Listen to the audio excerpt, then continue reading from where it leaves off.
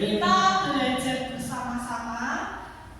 Di sini saya akan mendesiminasikan pemahaman dan pengalaman penerapan budaya positif. Nah, di sini tugas dari calon guru penggerak, jadi disuruh untuk mendesiminasikan. Dalam modul 1 ini ada 4 pembelajaran. Yang pertama itu ada 1.1 itu filosofi Idhajat Dewantara. Yang kedua 1.2 itu nilai dan peran guru penggerak. Yang ketiga 1.3 itu ada visi guru penggerak. Dan yang keempat 1.4 ini ada budaya positif. Sebelumnya kita berdoa terlebih dahulu ya. Mungkin ada yang mau memimpin doa. Pak Tri kenalin ya, yang mau memimpin doa.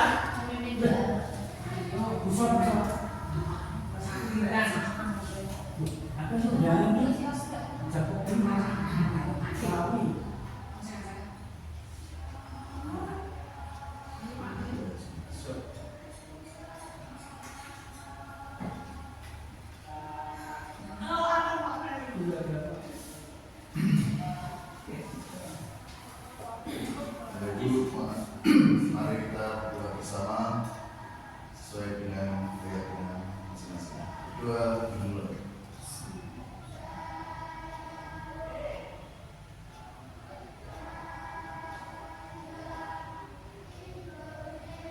Berdoa selesai. Terima kasih Pak Ferry karena sudah memimpin doa. Saya langsung mulai ya.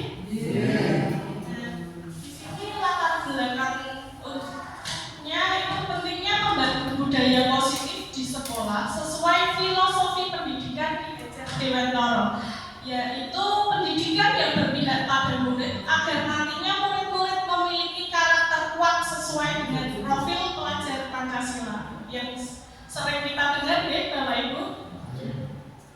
Peran seorang guru sangat diperlukan dalam menciptakan sebuah karakter untuk menciptakan budaya positif yang akhirnya membudaya menjadi budaya positif. Namun, seorang guru tidak bisa sendiri, tetapi berkolaborasi dengan semua pihak yang ada di sekolah dan saling bersinergi. Budaya positif merupakan nilai-nilai keyakinan, kebiasaan di sekolah yang berpihak pada murid agar murid dapat berkembang menjadi pribadi yang kritis, penuh hormat, dan bertanggung jawab. Di sini dalam konsep utama modul budaya positif itu kami belajar beberapa konsep. Yang pertama ada perubahan paradigma, disiplin positif, kebutuhan dasar manusia, motivasi perilaku manusia, posisi kontrol restitusi, keyakinan kelas, dan segitiga restitusi. Nah, di sini saya punya pertanyaan.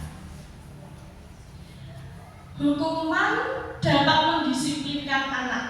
Setuju atau bukan Bapak Ibu? Menghukum itu bisa mendisiplinkan anak. Setuju bukan? Tidak setuju. Tidak setuju. Ada yang setuju? Tidak semua? Oke.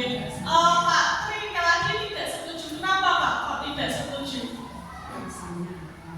Karena sosial kejiwaan anak tidak sama.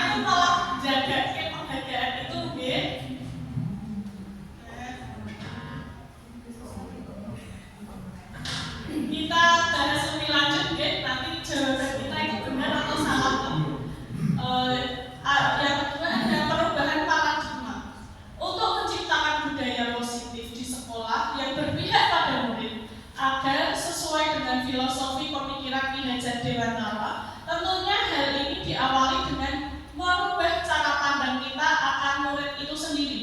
Salah satunya dengan penerapan disiplin. Disiplin erat kaitannya dengan teori kontrol yang digunakan guru ketika menghadapi murid. Berikut mengkonsepsi tentang teori kontrol. Iya, jadi di sini ada miskonsepsi tentang teori kontrol. Nah, biasanya yang tak anggap benar ya, ternyata selama ini itu kurang tepat. Nah, yang pertama ada ilusi guru mengontrol murid. Nah, itu sering sekali ya. Tapi tujuan kita itu baik. Kita itu mengontrol murid maksudnya biar sesuai dengan peraturan yang ada, tidak sampai naik DB. Tujuan kita itu untuk mengontrol murid baik. Biasanya kita menginginkan agar muridnya itu A. Nah, kita menyuruh murid sesuai dengan kita jadi A. Nah, yang kedua ada ilusi bahwa kritik dan membuat rasa bersalah mampu menguatkan karakter. Nah, biasanya kita juga membuat anak merasa bersalah. Itu yang sering dilakukan itu. Jadi seumpama anak maju ke depan tidak mau, terus kita membuat anak itu merasa bersalah. Nah, itu ternyata hanya ilusi, ternyata tidak membuat perkembangan anak menjadi lebih baik. Yang ketiga ada ilusi bahwa penguatan positif, efektif, dan bermakna. Jadi biasanya kita memuji-muji siswa, diberi penguatan positif, kamu itu hebat, kamu itu, nah ternyata itu hanya ilusi kita juga karena siswa tidak dari dirinya sendiri, tetapi malah jaga ke. Yang terakhir ada ilusi bahwa orang dewasa berhak memaksa. Di sini manakah yang paling tepat? Disiplin itu merupakan suatu yang dilakukan seorang pada orang lain untuk membuat kepatuhan, atau disiplin merupakan suatu cara untuk mengontrol diri, menguasai diri untuk memilih tindakan yang mengacu pada nilai yang kita hargai. Yang pernyataan pertama atau kedua Bapak Ibu? Dua. Iya, Pak, pernyataan kedua ya. Nah, di sini makna disiplin. Makna disiplin sekarang telah berubah menjadi suatu yang dilakukan seorang pada orang lain untuk mendapatkan kepatuhan. Kecenderungan umum adalah menghubungkan disiplin dengan ketidaknyamanan, bukan dengan apa yang kita hargai atau pencapaian suatu tujuan mulia. Setiap pendidik, tujuan kita adalah menciptakan anak-anak yang memiliki disiplin diri sehingga mereka berperilaku dengan mengacu pada nilai-nilai kebajikan universal dan memiliki motivasi intrinsik, bukan ekstrinsik. Disiplin positif merupakan satu cara penerapan disiplin yang bertujuan untuk menumbuhkan kesadaran serta membudidayakan anak untuk melakukan sesuatu tanpa sogokan, ancaman maupun hukuman. Jadi kesadaran murid itu sendiri. Nah, disiplin positif akan melahirkan nilai-nilai kebajikan yang biasa kita sebut apa, Bapak Ibu? Iya, profil pelajar Pancasila. Di situ ada berapa ranah?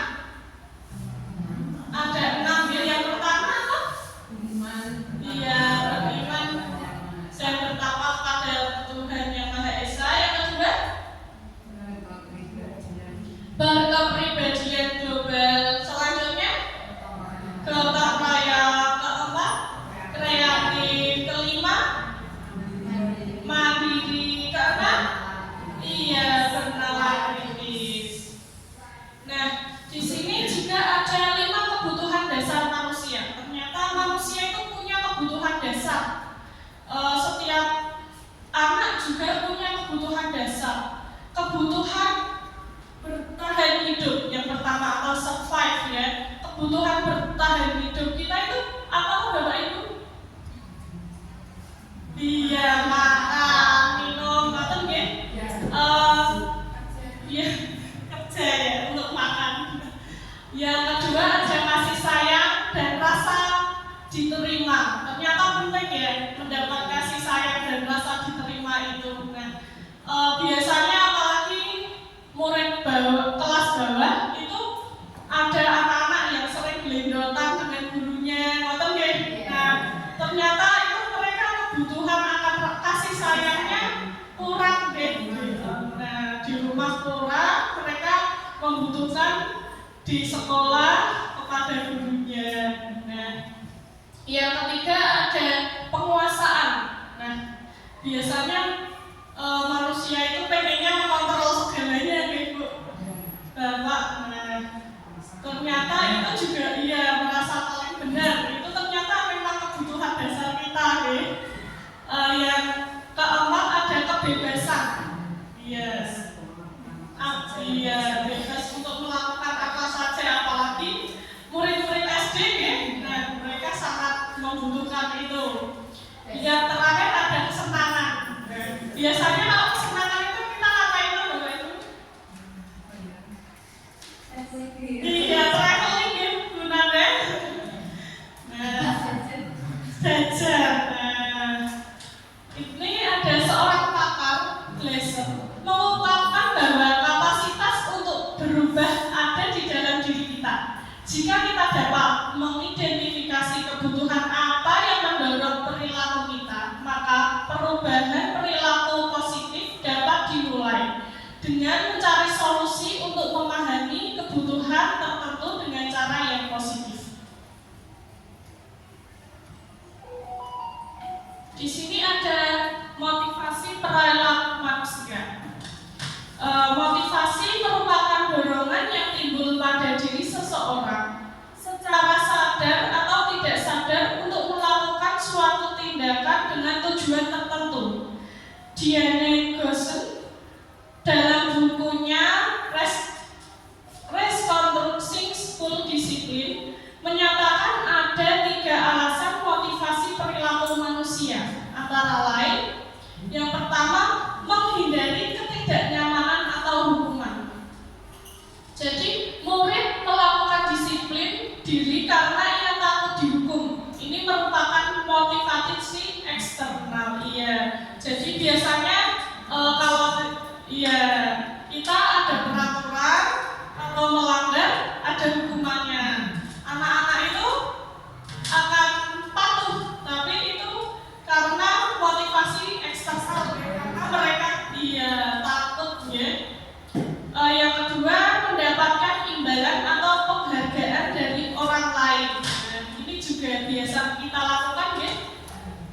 Jadi murid melakukan disiplin karena ia ingin mendapatkan imbalan. Nah, ini juga motivasi eksternal ya, dari luar, jadi bukan dari dirinya sendiri. Yang ketiga menghargai nilai-nilai kebajikan diri sendiri. Jadi murid melakukan disiplin itu karena sadar akan nilai kebajikan dirinya. Ini merupakan motivasi internal. Nah, yang kita ingin capai itu yang ketiga, guys. Jadi siswa itu bisa sadar dari dirinya sendiri, biar kita tidak ngelek terus, guys. Kemudian ada konsep disiplin dengan identitas gagal. Yang pertama itu karena hukuman. Hukuman itu biasanya menyakitkan, ya, menyakiti murid, ya. Biasanya kalau menghukum apa tuh Bapak Ibu? Dengan cara apa? Dimarahin, ya. Terus apa lagi? Nah, mungkin melipat gandakan tugas, ya. Nah, jadi muridnya jadi merasa takut, tidak nyaman, memaksa, rendah diri, membenci peraturan itu, ya. Pastinya rasanya ingin membangkang, Ini mempermudah. Yang kedua ada penghargaan. Jadi ternyata penghargaan yang kita berikan itu kurang efektif. Yang kedua merusak hubungan ini. Kenapa kok merusak hubungan, Bapak Ibu?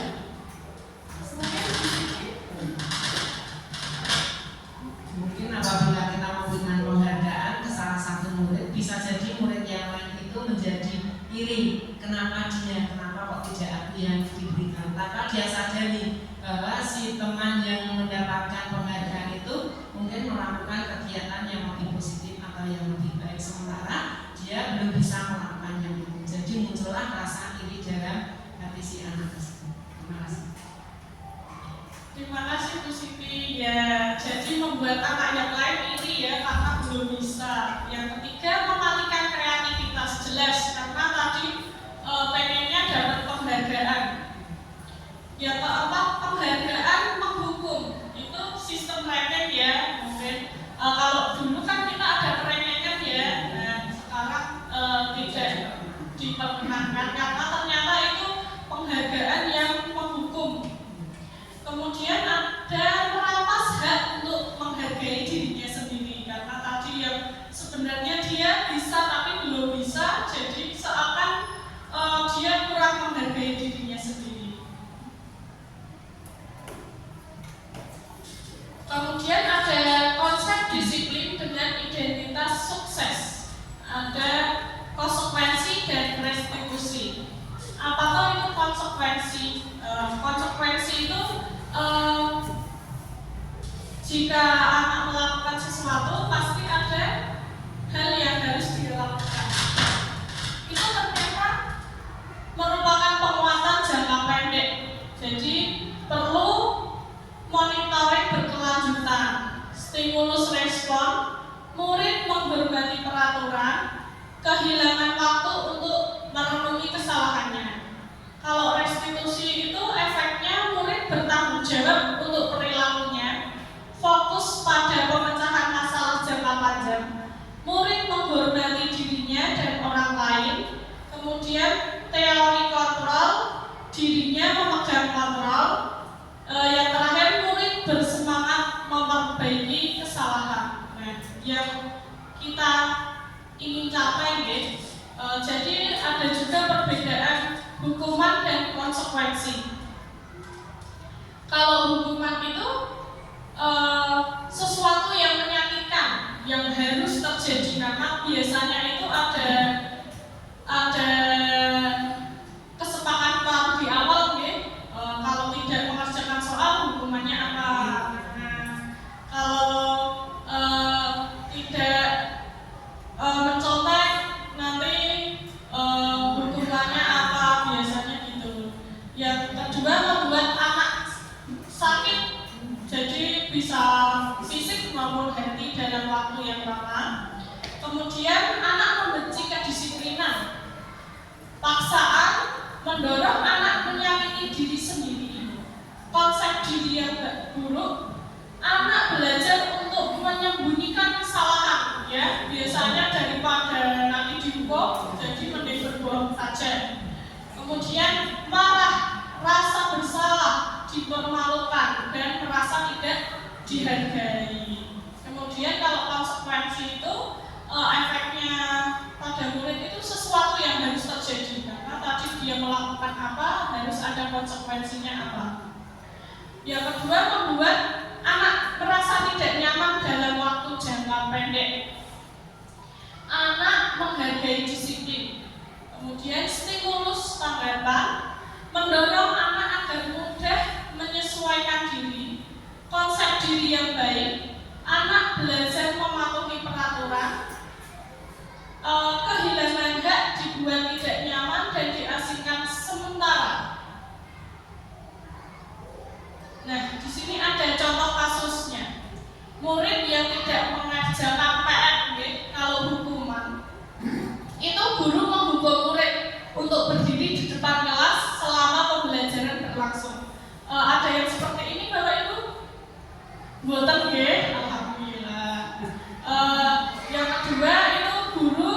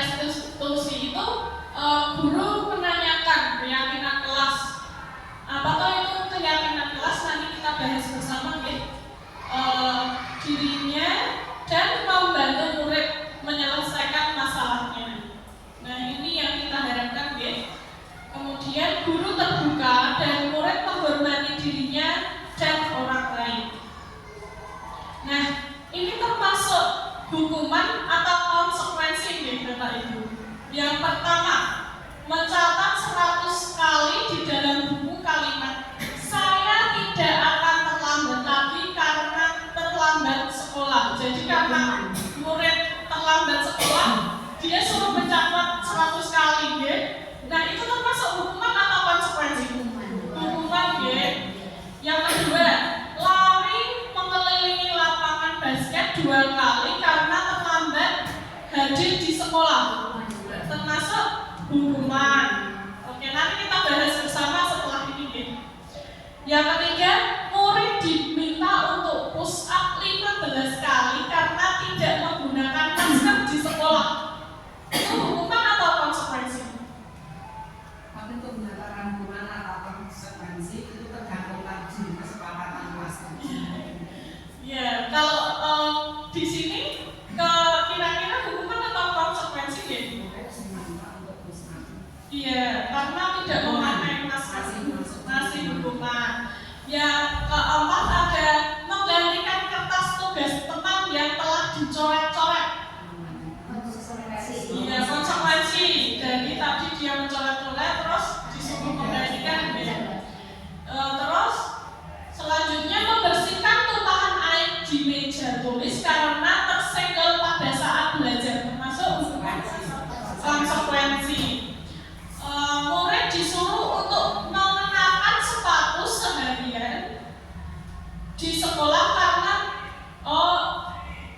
ini maaf salah, murid harusnya ini, murid disuruh untuk tidak menggunakan sepatu karena dia tidak menggunakan sepatu hitam, sepatunya berwarna-warni, disuruh dilepas karena peraturan di sekolah kita kan sepatunya harus hitam. Itu termasuk hukuman atau konsekuensi, ya? Termasuk hukuman. Terus lari mengelilingi lapangan basket 2 kali karena terlambat 10 menit untuk pelajaran PJOK. Nah, itu termasuk hukuman. Kita lihat, ya, jawabannya. Nah, tadi yang pertama hukuman, benar, ya? Yang kedua itu masih hukuman. Yang ketiga hukuman juga.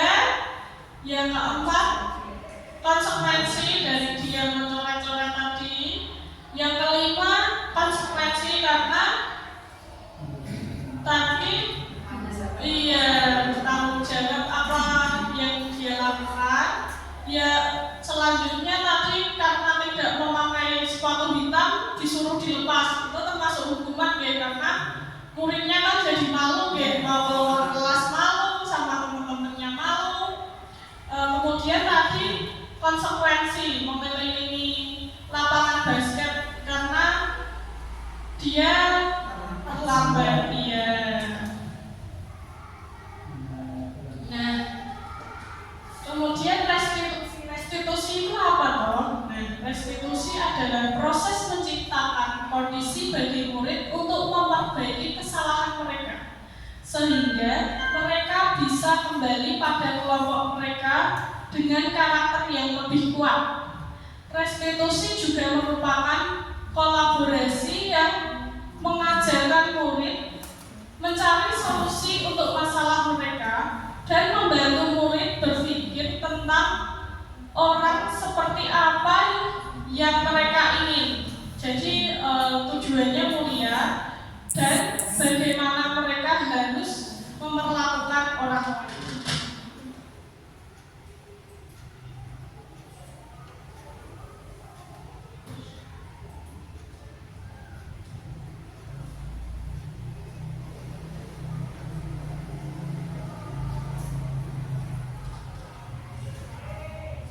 Nah, di sini ada 5 posisi kontrol. Selanjutnya 5 posisi kontrol kita sebagai guru. Itu yang pertama ada penghukum. Penghukum itu tadi, ya, guru yang sukanya menghukum. Kemudian yang kedua ada pembuat rasa bersalah. Nah, jadi sering mempermalukan murid, ya, jadi membuat murid merasa bersalah. Yang ketiga guru sebagai teman. Nah, ini lebih dekat lagi, ya, dengan murid daripada penghukum tadi. Tapi penghukum juga tidak ada salahnya, ya, karena nyatanya murid bisa tertib. Kemudian yang keempat ada pemantau dan yang terakhir ada manajer, dia yang kita harapkan itu sebagai manajer. Nah, di sini ada contoh video tentang 5 posisi kontrol. Salam bahagia ibu. Saya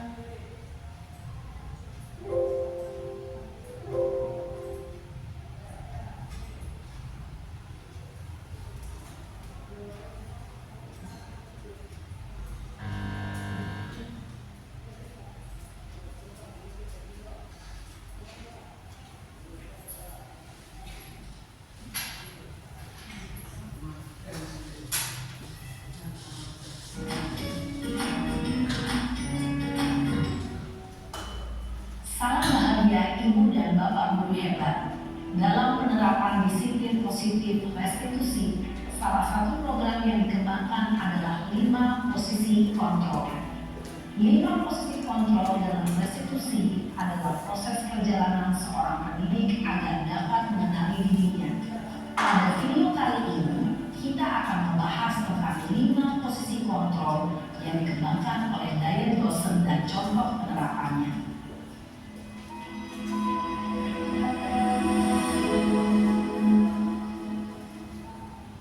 5 posisi kontrol itu adalah 1.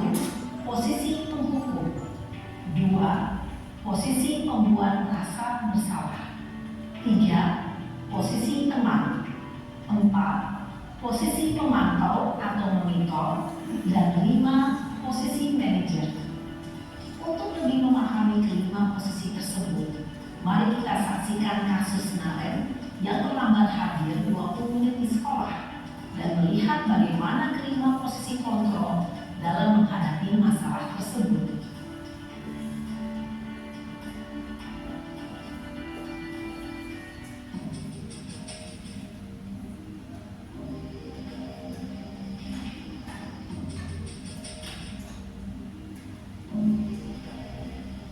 Naren! Sini kamu! Selamat pagi Bu. Selalu terlambat. Kamu deh, pasti terlambat. Maaf Bu, saya Apa? Apa coba? Alasan kamu apa lagi? Kapan sih kamu tidak terlambat? Malas sekali ya kamu jadi anak. saya Dasar pemalas. Gak kapok-kapok sih kamu. Sudah berapa kali terlambat? Sana, kamu keliling lapangan basket 2 kali. kenapa saya harus keliling lapangan basket Bu? Kenapa? Kamu melawan ibu. Berani-beraninya jawab. Sudah terlambat, masih berani jawab pula. Sekarang, keliling lapangan basket 5 kali sekalian. Biar kapok. Cepat. Pergi sana ke lapangan basket. Posisi penghukum biasanya berbicara dengan nada tinggi, menghardik, menunjuk-nunjuk, menyakiti, dan menyindir. Hukuman bisa berupa fisik maupun psikis. Ibu dan bapak guru hebat, dampak yang terjadi pada murid ketika guru berada pada posisi penghukum adalah murid cenderung akan memberontak, bahkan menyimpan dendam.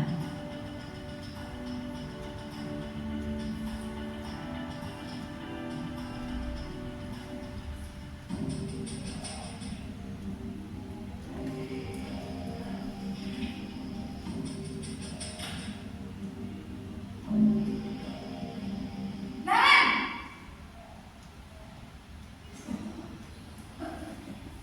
Selamat pagi Bu. Naren, kamu kenapa terlambat lagi, nak? Ya Tuhan, Naren, kamu senang ya bikin ibu susah ya? Kalau kamu terlambat lagi, nanti ibu yang ditegur bapak kepala sekolah, nak. Disangka ibu tidak bisa membina kamu. Duh, gimana ini? Maaf Bu, Duh, Gusti Naren, kamu suka ya kalau ibu tegur bapak kepala sekolah? Terus, sekarang ibu harus tulis apa yang di buku absen? Ini kamu sudah sering terlambat loh. Ibu harus apa coba? maaf Bu, maaf sekali. Ya sudah, lain kali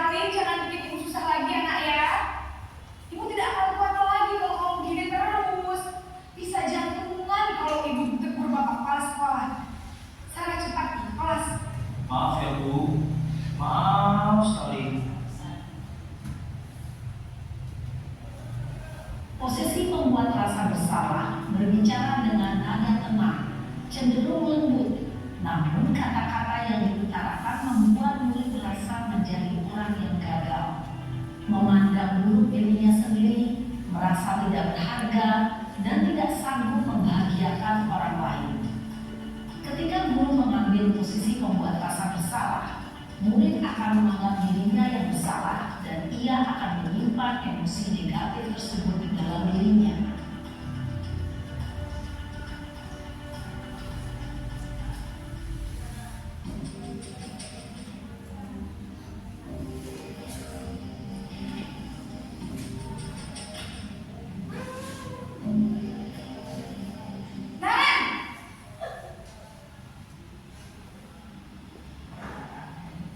Selamat pagi, Bu.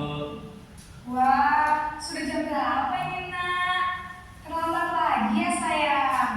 Iya, Bu. Habis ibu saya lupa bangunkan saya, Bu. Kamu malah menyalahkan ibu kamu. Kamu bukannya anak yang larinya paling kencang. Kok terlambat sih? Iya, Bu. Saya memang terlambat bangun tadi. Jadi, biarpun saya lari kencang, tetap gak kejar, Bu. Ya sudah sana. Nanti lain kali larinya lebih kencang lagi ya. Biar gak terlambat lagi. Bikin seneng ibu. Demi ibu. Bisa kan? Bisa lah, Bu. Ya sudah sana masuk kelas. Ibu beresin urusan absen kamu. Kamu ini ada saja.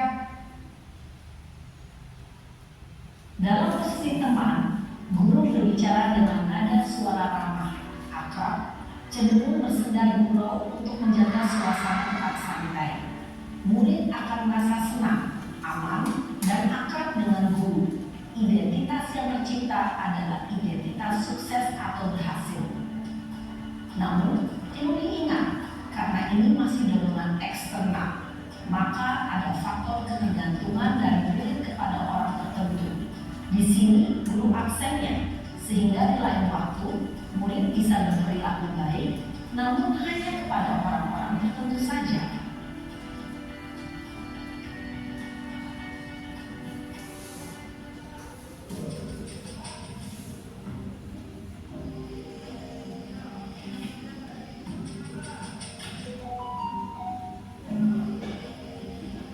Nah,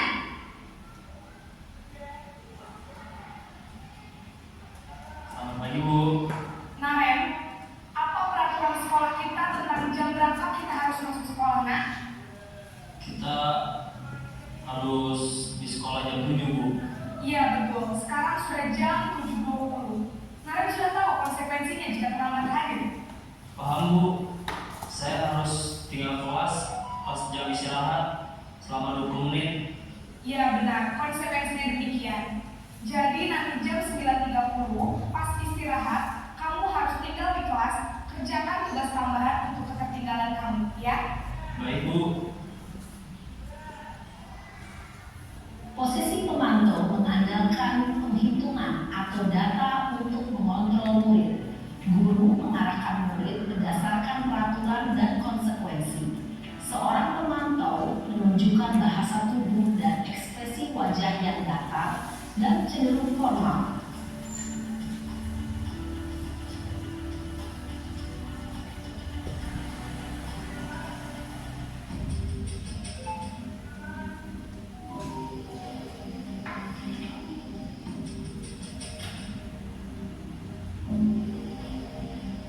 Naren!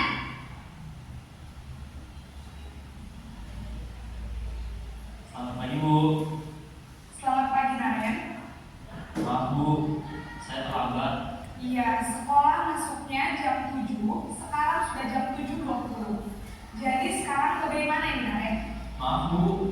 Saya lupa setel alarm saya semalam. Baiklah, menurut kamu, keyakinan sekolah yang mana yang perlu kamu tingkatkan? Menghargai diri sendiri dan orang lain mungkin, ya, Bu. Setuju. Jadi, apakah Naren meyakini prinsip saling menghormati tersebut? Iya, Bu. Saya meyakininya. Apakah Naren bersedia memperbaiki masalah keterlambatan ini? Bersedia, Bu. Bagaimana kamu akan memperbaiki masalah keterlambatan ini?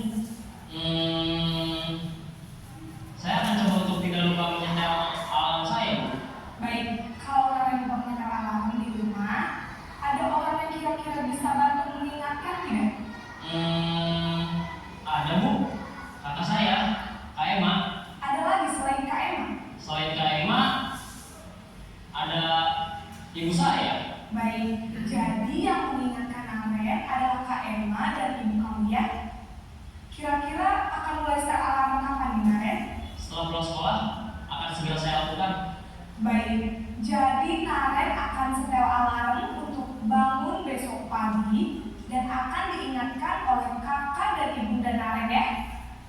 Ada lagi yang mungkin perlu dilakukan Naren agar tidak terlambat bangun lagi?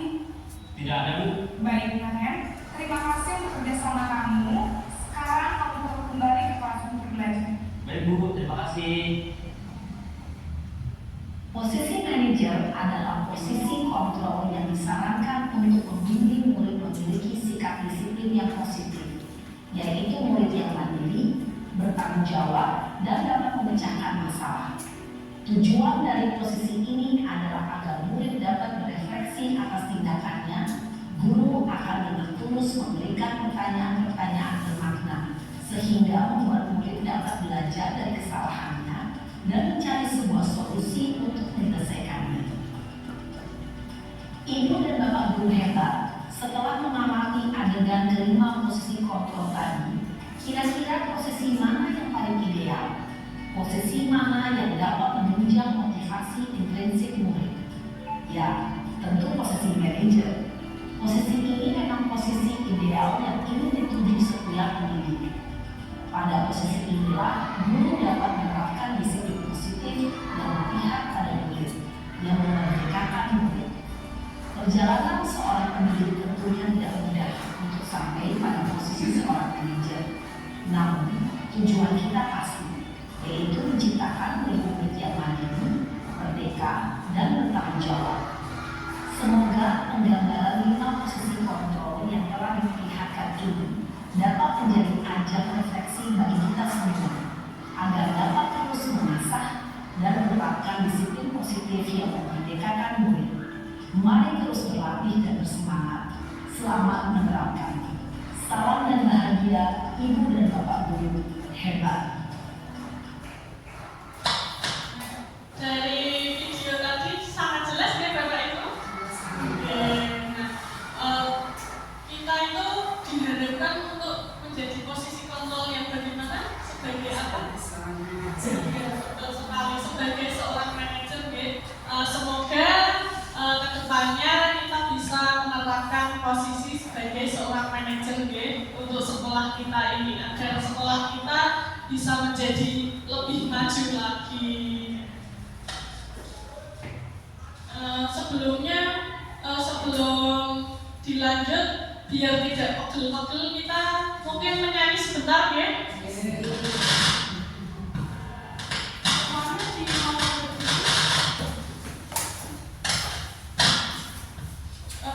semuanya sambil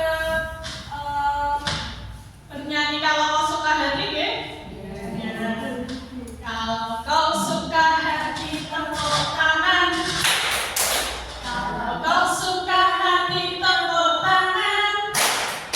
Kalau kau suka hati mari kita lakukan. Kalau kau suka hati tepuk tangan. Kalau kau suka hati bilang hore, hore. Kalau kau suka hati bilang hore, hore. Kalau kau suka hati mari kita lakukan. Kalau kau suka hati bilang hore, hore. Kalau kau suka hati hentak bumi. Kalau kau suka hati hentak bumi. Kalau kau suka hati mari kita lakukan. Kalau kau suka hati hentak bumi. Sudah, kita lanjutkan lagi ya. Sudah tidak pegel-pegel ya.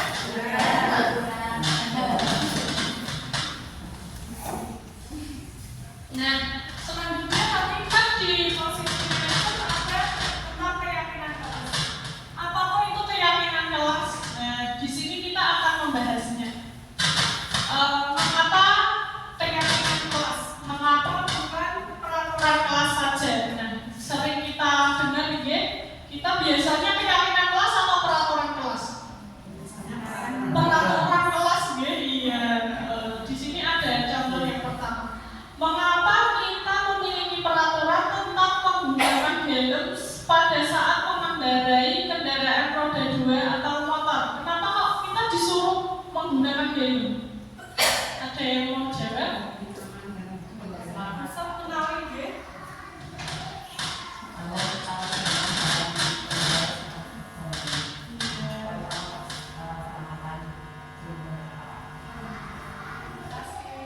Terima kasih Bu. Iya, biar kita aman ya untuk keselamatan diri kita.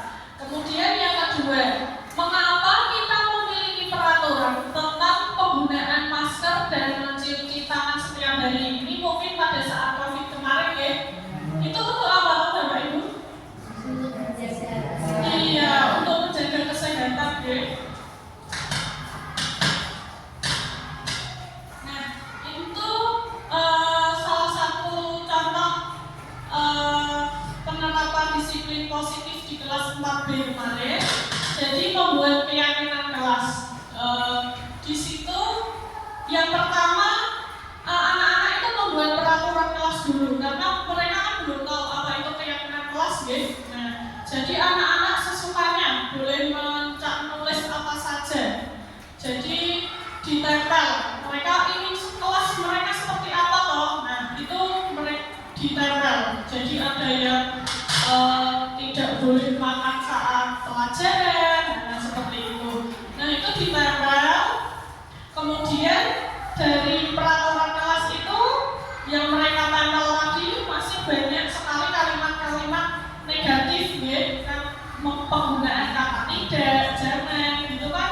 Sekarang seharusnya kita hindari ya. Nah, jadi diubahlah menjadi kalimat positif. Nah, jadi dari peraturan kelas tadi mereka boleh menulis apa saja, diubah menjadi kalimat positif ya. Nah, dengan bantuan guru tentunya deh. Nah, mereka maju mengubahnya menjadi kalimat positif. Tadi untuk peraturan kelasnya yang hampir sama dikelompokkan terlebih dahulu. Kemudian mereka membuat kalimat positif. Dari kalimat positif itu dibentuklah menjadi keyakinan kelas. Nah, keyakinan kelas yang kemarin sudah kita sepakati di kelas 4B itu yang pertama ada kehadiran. Jadi siswa harus hadir tepat waktu ya, untuk setiap sesi kelas.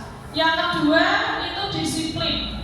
Jadi mereka makan dan minum itu saat istirahat. Kalau tadi kan mereka tidak boleh makan dan minum saat istirahat. Kemudian saat di kelas maksud saya. Kemudian yang ketiga ada menghormati. Jadi semua siswa diharapkan untuk menghormati satu sama lain. Juga menghormati guru dan semua anak sekolah deh. Kemudian ada kesopanan. Kesopanan itu tidak boleh melemparkan lelucon yang berlebihan. Biasanya ngecek deh, jatuhnya membuli ya. Kemudian ada hidup rukun. Jadi siswa itu harus saling membantu teman. Kemudian ada juga jujur. Nah, jujur itu pada saat mengerjakan soal ya, soal individu terutama pada saat ulangan biasanya dan sekarang asesmen ya. Nah, itu mereka harus mengerjakan sesuai kemampuannya.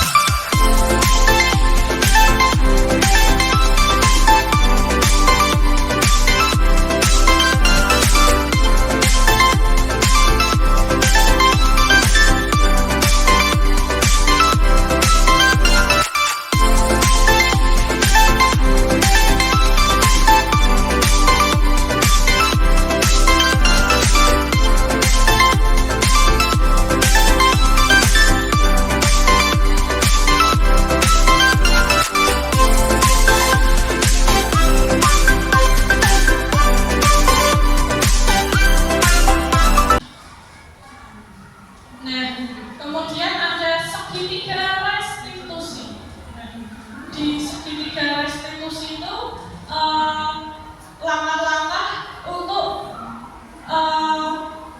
saat anak melakukan kesalahan. Apa saja toh yang seharusnya kita lakukan agar bisa mencapai 5 posisi kontrol sebagai manajer tadi. Nah, yang pertama itu ada menstabilkan identitas. Yang kedua, validasi tindakan yang salah. Yang ketiga, menanyakan keyakinan. Nah, menstabilkan identitas itu bertujuan untuk mengubah identitas anak dari orang yang gagal, karena tadi kan dia salah dari orang yang gagal karena melakukan kesalahan menjadi orang yang sukses. Nah, itu biasanya guru itu berkata gini, berbuat salah itu tidak apa-apa, tidak ada manusia yang sempurna. Saya juga pernah melakukan kesalahan seperti itu. Kita bisa menyelesaikan masalah ini. Bapak atau ibu tidak mencari siapa yang salah, tetapi Bapak Ibu mencari solusi dari permasalahan ini. Kamu berhak merasa begitu. Apakah kamu sedang mencari seorang teman yang baik buat diri sendiri? Nah, itu untuk menstabilkan identitas. Yang kedua ada validasi dari tindakan tadi. Nah, itu bertujuan untuk membantu murid mengenali basic yang dia butuhkan atau kebutuhan dasar yang ingin dipenuhi ketika melakukan kesalahan. Biasanya guru berkata seperti ini, kamu bisa saja kan melakukan hal yang lebih buruk, tapi kamu tidak melakukan. Yang kedua, kamu pasti punya alasan kenapa melakukannya. Yang ketiga, apa yang penting bagi kamu. Kemudian kamu boleh tetap berusaha menjaga sikap itu, tapi tambahkan sikap yang lain atau yang baru. Nah, ditambahkan sikap yang lebih baik. Kemudian, maukah kamu belajar cara lain untuk mendapatkan yang kamu butuhkan tanpa harus memukul seumpama murid itu memukul. Kemudian, apakah kamu bisa melakukan dengan lebih baik besok lagi? Nah, itu validasi. Kemudian yang ketiga, tadi langkah ketiga dari restitusi itu menanyakan keyakinan. Kan tadi sudah tahu cara untuk membuat keyakinan kelas. Nah, itu kita menanyakan keyakinan yang mereka buat. Nah, tujuannya agar anak melihat kesalahannya dihubungkan dengan norma sosial dan nilai-nilai yang mendasari manusia berinteraksi dengan orang lain. Biasanya guru berkata seperti ini. Yang pertama, apa nilai yang kita percaya di kelas atau sekolah kita tadi, seperti contoh di video deh. Yang kedua, nilai-nilai universal apa yang telah kita sepakati. Kelas yang ideal itu seperti apa sih? Kamu ingin menjadi anak yang seperti apa? Apa yang kamu rasakan? Ketika kamu melakukan itu, kamu menjadi orang yang seperti apa? Nah, tujuannya itu agar anak itu tahu sendiri jawaban dari permasalahan mereka. Nah, ini salah satu contoh penerapan segitiga restitusi kasus anak mencontek ulangan saat ulangan matematika di kelas 4B.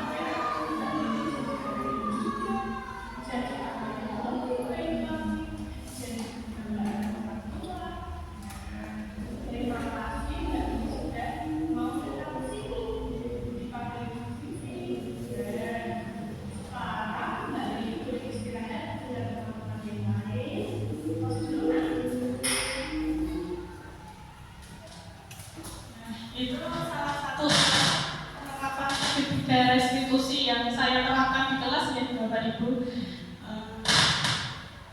Nah, kita sudah belajar tentang budaya positif yang kami harapkan, yang saya harapkan kita semua itu bisa berkolaborasi untuk menciptakan budaya positif di sekolah tercinta kita ini ya, untuk kemajuan bersama agar sekolah kita lebih maju lagi, murid-murid kita terpenuhi kebutuhannya. Ternyata banyak sekali kebutuhan yang harus dipenuhi.